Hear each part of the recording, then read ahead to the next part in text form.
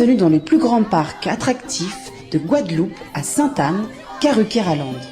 Le parc Karucoco vous accueille pour des moments de détente, de sensations, de confort et de formidables moments conviviaux. Le parc de Karucoco, impasse des Sapotilles, route de Delair à Sainte-Anne. Karukéraland, c'est aussi Karucoco Lodge, des appartements d'exception à proximité du parc. Piscine, jacuzzi, jardin privatif, des espaces accueillants avec une décoration hors du commun. Des moments de détente uniques en Guadeloupe. Réservez dès maintenant votre séjour sans plus attendre. Hexagone, actualité. Outre-mer News, je me trouve au QG de Valérie Pécresse, candidate des Républicains aux élections présidentielles, qui a présenté il y a quelques minutes toute une série de mesures, programmes pour les Outre-mer. Parmi ces mesures, on note la continuité territoriale avec une baisse des billets d'avion entre l'Hexagone et Paris, un ministère Outre-mer renforcé. Valérie Pécresse qui a également parlé de la bataille de l'emploi avec l'installation d'une banque pour les jeunes, suppression contrat des jeunes avec une somme aussi pour les jeunes actifs de 670 € pour chaque jeune actif, une mesure importante. Alors, je vous propose tout simplement d'écouter les principales mesures annoncées par la candidate des Républicains, Valérie Pécresse, ce matin ici à Paris. Bonjour à tous. Bonjour à tous. Bonjour à tous. Alors, je veux d'abord saluer tous les territoires d'outre-mer représentés. La Guadeloupe avec Sonia Petro, qui est présidente, mais qui a autour d'elle un certain nombre de membres de ses comités de soutien. La Guyane avec Fabien Covis, la Martinique avec Karine Mousseau, Fred Michel Thiraud, la Mayotte avec un certain nombre d'élus, Mohamed Bakar, qui est coprésident du comité de soutien, Mansour Kamardinella, Ben Issa Oussoueni, le coprésident du comité président du conseil départemental de Mayotte, la Nouvelle-Calédonie avec Virginie Ruffnac, Pascal Vittori, qui sont coprésidents, et Thierry Santa. Je pense que Pierre Frogier va essayer de se connecter. En Polynésie, Marcel Tuani est là. À Saint-Barth, on a le président de la Fédé, Fred Brun. Wallis et Futuna, Victor Brial. Saint-Martin, je ne sais pas s'il a réussi à se connecter, Daniel Gibbs. Alors, c'est un moment important, je vais vous dire pourquoi. Quand Valérie Pécresse a gagné les primaires, tout de suite les comités de soutien outre-mer ont commencé à construire le programme. L'idée, c'était pas que le QG construise un programme, il fallait respecter les territoires. Et je le dis, je suis fier de ça. C'est la première fois qu'un programme est co-construit avec chaque territoire d'outre-mer. Chaque territoire d'outre-mer a co-construit le programme de Valérie Pécresse et ça a été effectivement extrêmement long, laborieux parce que voilà, c'est un processus de co-construction et toujours très long, mais ça en valait la peine. Vous le verrez, Madame Valérie Pécresse le dira, vous avez dedans des combats majeurs sur l'égalité réelle, tout point de vue, avec l'emploi, avec la vie chère, avec évidemment la santé, avec un certain nombre de choses. Vous avez la continuité territoriale. Là encore, c'est des combats majeurs qu'attendent les ultramarins, l'ordre public, et puis les ultramarins de l'Hexagone ne sont pas oubliés. Il y a la lutte contre les discriminations avec texte, sanctions pénales, retour au pays, et puis le dépistage systématique. Nous sommes les seuls à le dire aujourd'hui pour la drépanocytose. Madame Valérie Pécresse, c'est à toi.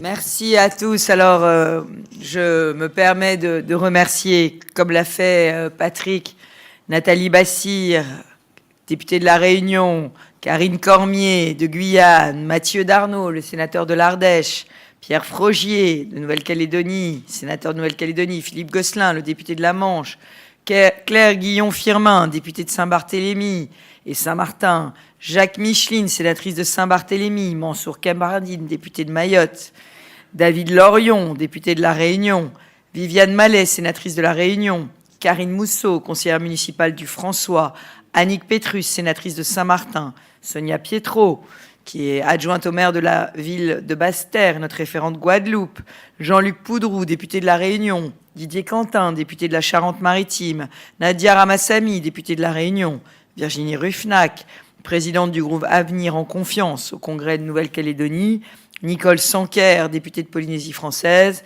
et Lana Tétouani, sénatrice de Polynésie française, pour leurs apports divers à ce projet qui a été co-construit évidemment avec l'ensemble des associations. Et puis j'ai un mot tout particulier pour Jean-Marc Mormec, qui est notre ancien délégué interministériel à l'outre-mer et qui est évidemment un des piliers de notre équipe, mais qui s'occupe auprès de moi beaucoup plus aujourd'hui des quartiers politiques de la ville. Mes chers amis,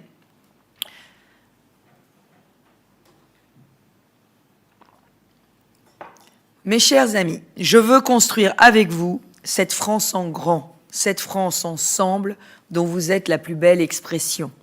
Est-ce que vous vous souvenez qui a dit cette phrase? C'est Jacques Chirac. Jacques Chirac qui parlait de la France en grand, la France ensemble, qui parlait de la France qui va embrasser l'ensemble de ses outre-mer. Et Jacques Chirac, vous le savez, il avait la passion des outre-mer et il a fait de grandes lois pour les outre-mer. Alors cette France en grand sur les 3 océans, c'est aussi mon projet pour les Français d'outre-mer.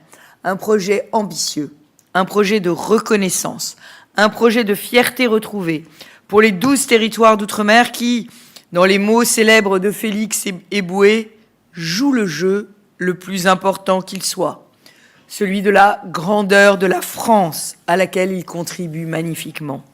Dans sa fameuse adresse à la jeunesse, Félix Eboué continuait en ces mots. Il disait « Jouer le jeu, c'est respecter nos valeurs nationales, les aimer, les servir avec passion, avec intelligence, vivre et mourir pour elles. Voilà notre passion à tous, voilà ce pourquoi je me bats aujourd'hui. Et je sais mieux que quiconque tout l'apport que nos compatriotes ultramarins ont pu avoir pour la France et dans tous les domaines, dans le domaine entrepreneurial, dans le domaine culturel, dans le domaine sportif, mais et surtout dans le domaine de l'intérêt général, du service public et du service de la nation. Alors, comme présidente de la région Île-de-France, j'ai eu et j'ai toujours la responsabilité d'une très grande région ultramarine. Et je le revendique, puisque nous avons 600 000 ultramarins qui sont dans l'Hexagone, mais qui sont plus précisément dans la région Île-de-France. Et donc, j'ai pris l'initiative à l'époque de conclure, grâce à l'imagination de Patrick Caram, des accords de continuité territoriale avec les Outre-mer. Et nous avons des accords de partenariat qui m'ont conduit dans tous les Outre-mer pour pouvoir nouer avec eux des partenariats.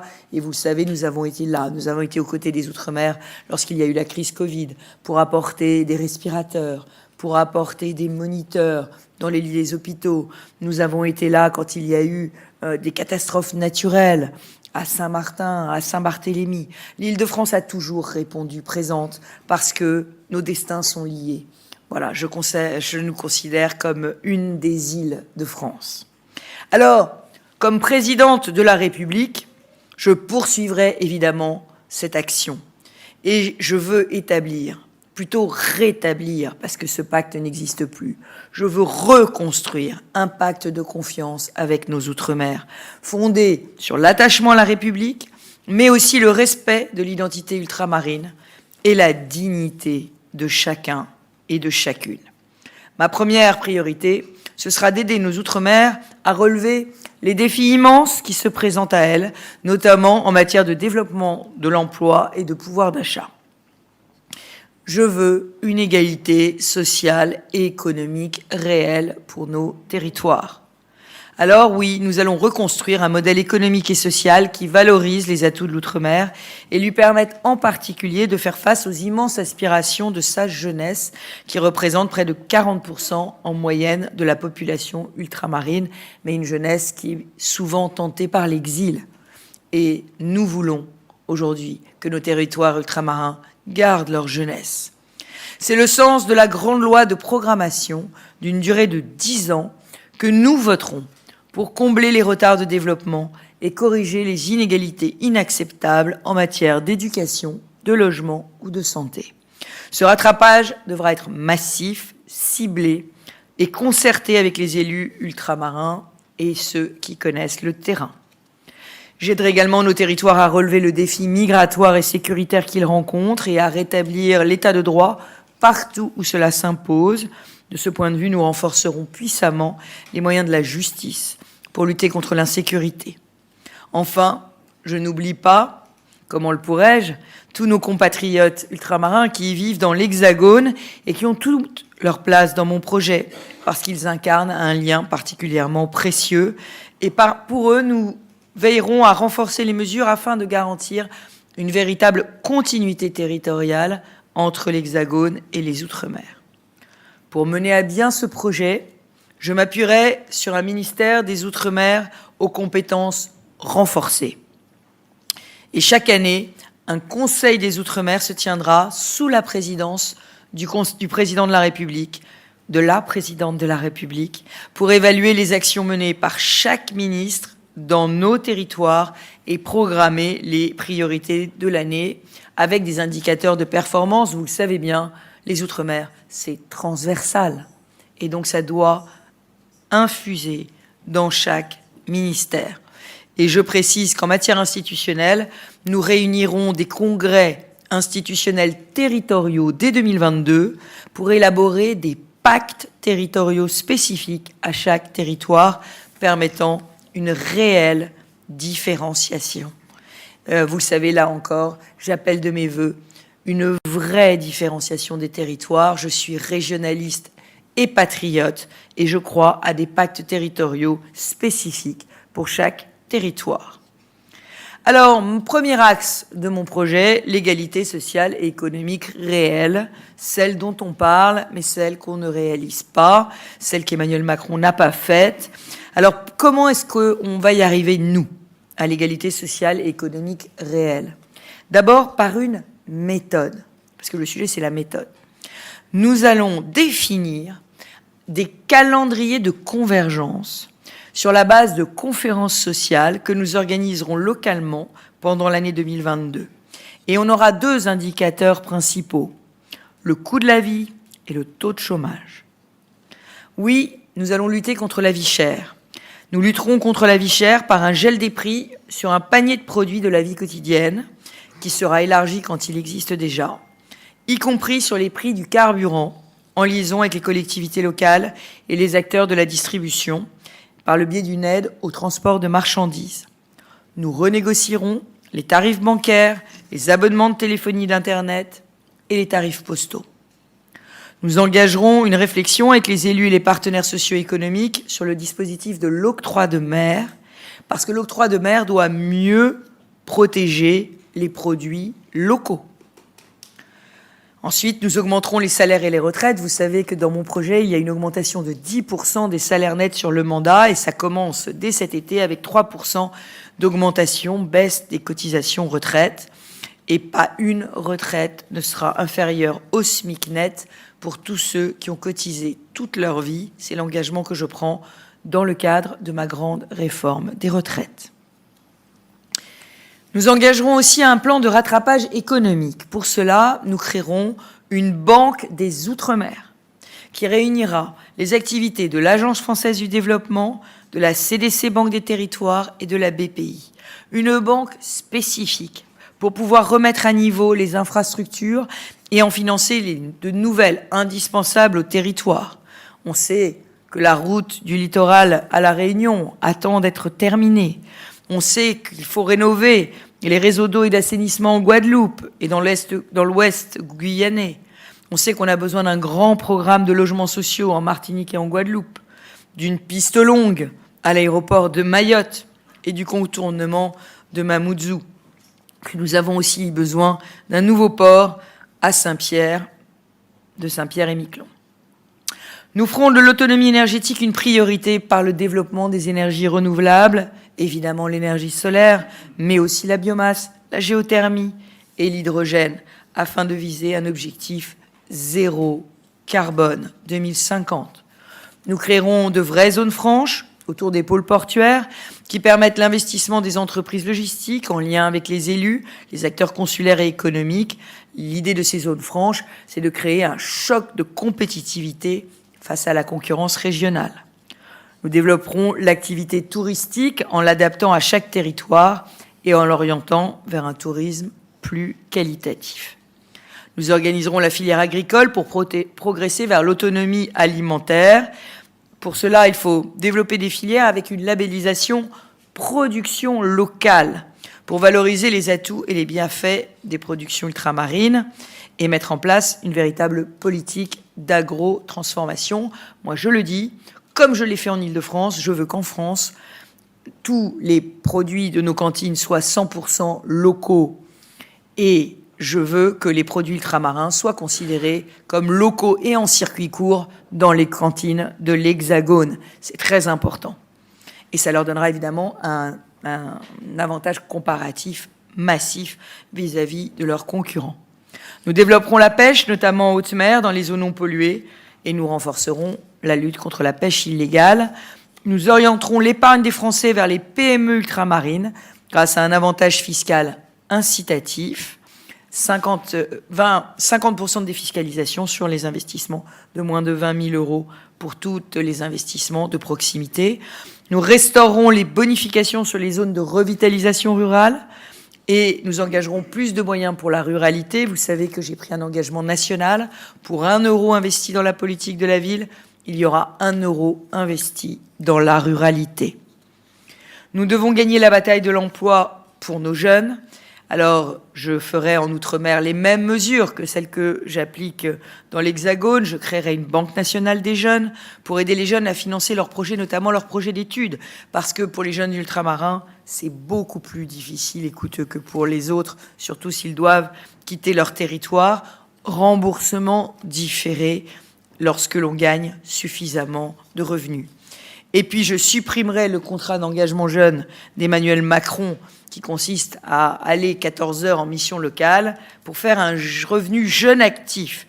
Les jeunes s'engageront dans une formation qualifiante dans les secteurs en tension et y recevront en contrepartie une rémunération non pas de 500 euros, mais de 670 euros. C'est le revenu jeune actif. J'augmenterai le budget des missions locales ultramarines pour que le budget moyen par jeune suivi soit au moins égal à la moyenne nationale. C'est quand même fou que ce ne soit pas le cas. Et je mettrai en place des équipes mobiles qui se déplacent dans les quartiers les plus éloignés à la rencontre des jeunes marginalisés. Il y aura un guichet unique pour favoriser l'accès au logement et flécher les étudiants vers les aides auxquelles ils ont droit. Vous savez que beaucoup d'étudiants ultramarins ne savent pas les aides auxquelles ils ont droit. Et puis je renforcerai les moyens de nos universités ultramarines. Par exemple, il faut créer des filières formation métiers d'ingénieurs et de techniciens en Guyane. Et puis nous renforcerons le pôle universitaire de Mayotte. Chaque territoire aura le droit à ces possibilités de poursuite d'études. Ensuite, je ferai reculer la précarité et l'exclusion. Je ferai de l'accès au logement une priorité. La priorité, c'est de mettre fin à l'habitat insalubre par davantage de crédits de l'ANRU et de l'ANA. Je veux encourager l'accès des familles à la propriété, y compris outre-mer, avec la généralisation du prêt à taux zéro. Je veux réviser les normes liées à la construction outre-mer et construire plus de logements sociaux avec des dispositifs fiscaux incitatifs. Nous créerons une vraie allocation pour les mères seules, une allocation unique pour les mères seules qui regroupera les diverses aides existantes. Nous lutterons contre les discriminations en matière d'accès aux banques, au logement et à l'emploi dont sont victimes nos compatriotes ultramarins par, Patrick l'a dit, le testing, les sanctions pénales et l'accompagnement juridique des victimes et l'aide à l'accès aux droits. Et par ailleurs, je vous rappelle que dans mon programme, il y a la déconjugalisation, c'est-à-dire l'individualisation de l'allocation adulte handicapé qui permet à chaque bénéficiaire de l'allocation adulte handicapé d'avoir son allocation, sa prestation de compensation du handicap, quelle que soit sa situation personnelle et familiale. Alors, ça, c'est pour l'égalité réelle. La deuxième chose que je veux faire, c'est assurer une véritable continuité territoriale entre l'Hexagone et les Outre-mer. Donc nous négocierons avec les compagnies aériennes pour faire baisser le prix des billets d'avion afin de faciliter les déplacements des voyageurs ultramarins toute l'année. Nous aiderons les familles endeuillées pour le rapatriement des corps en cas de décès d'un proche, c'est ce que nous faisons déjà en Île-de-France. Nous soutiendrons les associations qui accompagnent les malades venus se faire soigner dans l'Hexagone depuis les Outre-mer. Nous nous mettrons notamment à leur disposition des logements proches des hôpitaux pour accueillir les familles. Et nous sanctuariserons les congés bonifiés.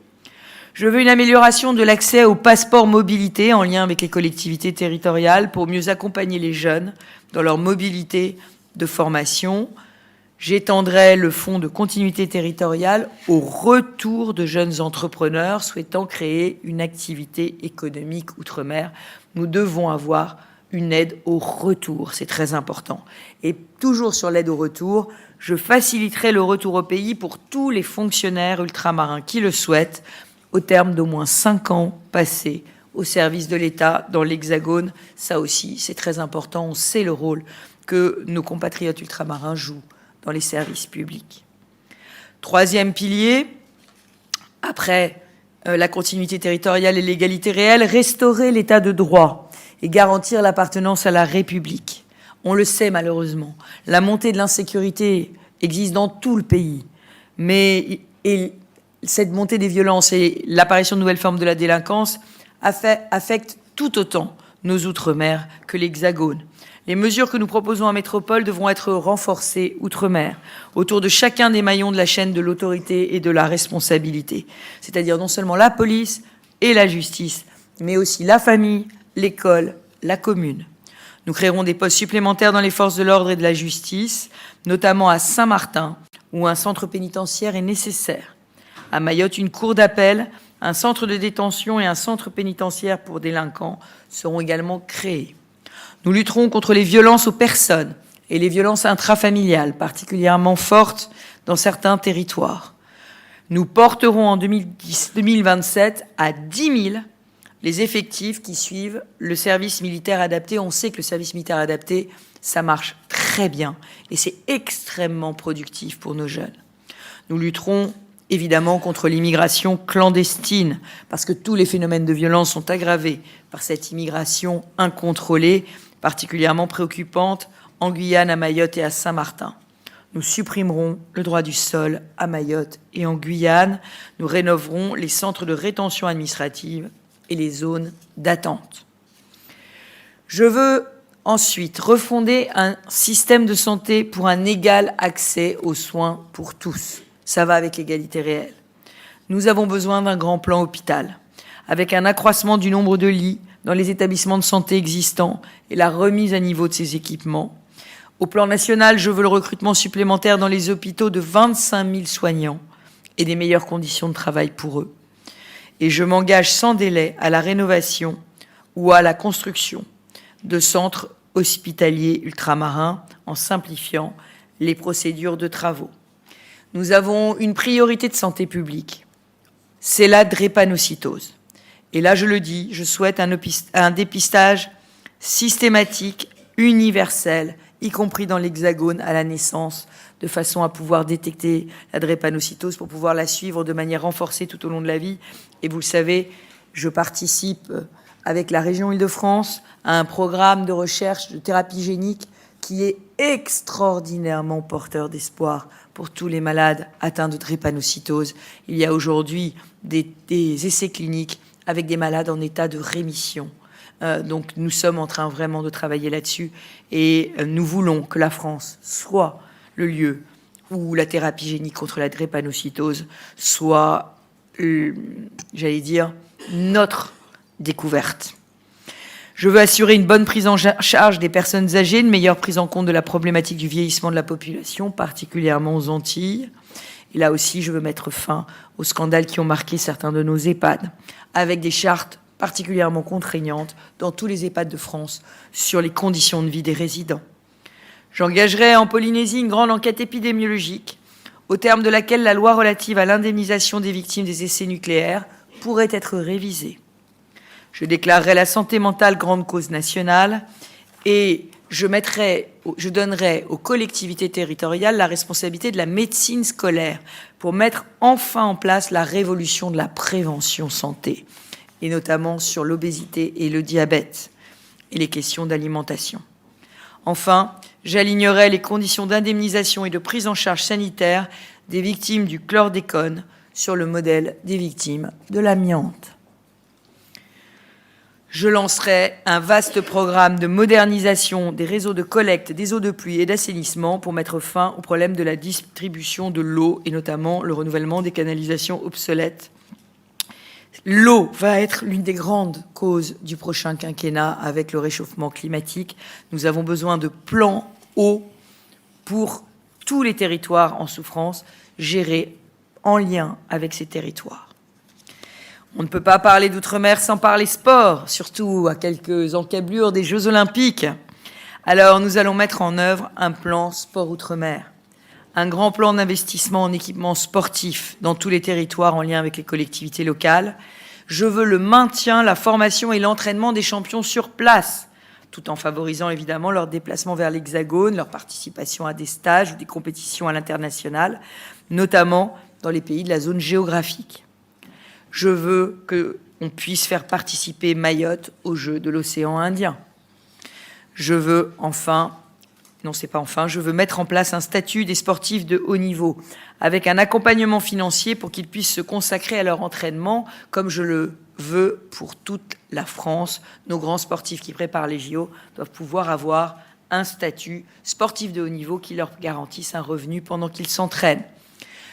Pour le sport, je veux, là aussi sur tout le territoire, valoriser l'engagement bénévole en bonifiant d'un trimestre les droits à la retraite de tous les bénévoles qui se seront engagés pendant au moins 10 ans dans une activité d'intérêt général. Ça vaut évidemment pour tous les dirigeants de clubs sportifs, mais pas que, associations humanitaires également, associations culturelles. Je veux encourager les mutuelles à prendre en charge le sport sur ordonnance, et j'accompagnerai les fédérations pour améliorer la pratique des personnes en situation de handicap et la pratique féminine, même si nous avons déjà beaucoup de grandes championnes ultramarines. Je veux enfin vous parler du patrimoine naturel et culturel de nos Outre-mer, parce que je veux le respecter et je veux le valoriser beaucoup plus qu'aujourd'hui. Alors sur ce patrimoine naturel et culturel, je veux qu'on puisse renforcer la lutte contre l'illettrisme, qui est 3 fois plus élevée dans nos Outre-mer que dans l'Hexagone, en favorisant la scolarisation et l'enseignement du français dès le plus jeune âge. Vous savez que le français sera, sur tout le territoire national, ma grande cause avec les mathématiques. Je veux flécher les économies faites avec la suppression de France Ô vers des sociétés de production, de création et de distribution locales pour valoriser la culture ultramarine et favoriser aussi les lieux de tournage dans nos Outre-mer. Je soutiendrai une affirmation constructive des histoires des Outre-mer et de la mémoire des victimes de l'esclavage pour consolider le vivre ensemble. Je mettrai en place un Erasmus Outre-mer pour que chaque jeune puisse effectuer au moins un trimestre éducatif de formation supérieure ou d'apprentissage dans un pays de l'Union européenne ou dans un pays situé dans son bassin géographique. Erasmus Outre-mer. Et puis, je veux promouvoir la culture ultramarine dans l'Hexagone en soutenant le projet de création de la Cité des Outre-mer. Vous savez que ce projet, il avait été promis par plein de présidents de la République, personne ne l'a fait. Alors nous, on s'en est chargé. À la région Île-de-France, on a commencé à préparer ce projet. Et si je suis présidente de la République, bien évidemment, l'État viendra le consolider, lui donner toute sa puissance. C'est dans les locaux du lycée Lazare Ponticelli, dans le 13e arrondissement de Paris, pas très loin du ministère des Outre-mer. Nous créerons une journée consacrée aux Outre-mer, avec notamment la mise en place d'animations, de salons, favorisant la découverte des cultures ultramarines. Et je veux aussi un soutien à toutes les langues régionales, et donc évidemment aux langues régionales des Outre-mer et à leur enseignement, car je crois que la France se nourrit de ses racines, et que les racines de nos terroirs font la France. Je finirai pour parler écologie, parce que quand on aime nos Outre-mer, on aime évidemment préserver leur biodiversité exceptionnelle. Donc nous lutterons contre la prolifération des sargasses, ainsi que des espèces et des plantes invasives pour préserver les écosystèmes existants. Nous mettrons en place une politique de réduction et de traitement des déchets respectueuse de l'environnement, avec des vraies aides aux collectivités pour reconstruire des recycleries, l'implantation de filières locales de recyclage, papier, plastique, métaux, pneus, afin de recréer des emplois locaux et durables. Nous renforcerons la protection de la forêt amazonienne guyanaise et nous améliorerons les outils de prévention des risques afin d'anticiper les phénomènes climatiques, notamment la montée des eaux et l'érosion du trait de côte. L'érosion du trait de côte sur toutes les régions maritimes va être un moment très important pour le prochain gouvernement. Nous devons préserver nos traits de côte. Et enfin, et vous me reconnaîtrez bien là, je favoriserai l'ensemble des programmes de recherche dans nos Outre-mer, comme je l'avais fait quand j'étais ministre, en donnant un laboratoire d'excellence au laboratoire du CNRS qui cherchait sur la biodiversité amazonienne. Nous avons besoin de grands programmes de recherche spécialement adaptés aux spécificités de l'Outre-mer, sur l'adaptation au changement climatique, sur la santé, sur la mer et notre puissance maritime, et sur la biodiversité. Vous savez que j'ai décidé de respecter et de protéger les 200 espèces qui sont dans nos Outre-mer sur la liste rouge de l'UICN, c'est-à-dire les espèces qui sont en risque de disparition. Voilà ce que je voulais vous dire pour vous montrer à quel point, pour nous, les Outre-mer seront une priorité de ce futur mandat et à quel point l'égalité réelle, la continuité territoriale, l'esprit républicain, la valorisation du sport, la valorisation de la culture, la préservation de l'environnement de nos Outre-mer seront au cœur de notre projet. Je vous remercie. Outremernews.fr, le site de l'actualité Outre-mer, 24 heures sur 24 et 7 jours sur 7. Retrouvez la chaîne Outremer News sur YouTube.